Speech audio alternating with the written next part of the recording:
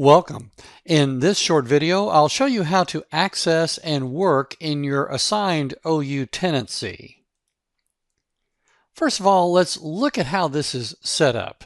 You'll be assigned to a compartment within the tenancy, which has been configured with specific identity and access management policies and quotas that are tied to the requirements for your requested course environment.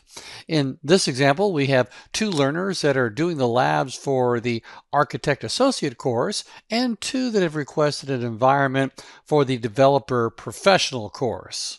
For this demo, I'll return to the OCi Foundations course, and now that my environment is ready, from that same lab tab, I locate the OCi console URL and my assigned credentials.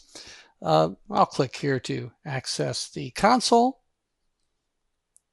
And the instructions say to use the direct sign-in. So username and password will also come on that lab tab. So I'll copy and paste this information there and click sign in. And the very first time you go in, you'll have to change the password. So we will insert that same current password again.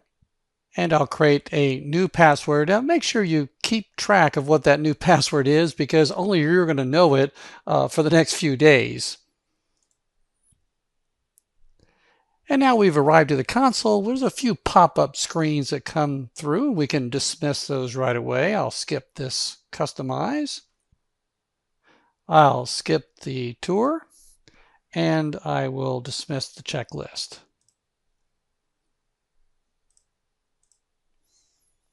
So we're going to get started doing lab instructions, and we'll do that from the activity guide. Let's revisit where that's located at. Up on the Guides tab, I can find the activity guide for the OU Tenancy. Clicking here will open up a new window. And then you can locate your instructions here. For example, this exercise on the virtual cloud network with the information along with the step-by-step instructions.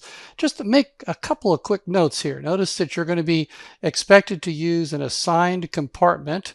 That's going to be located over here on your lab tab. We'll look at it in just a moment. And also that we're in the correct region.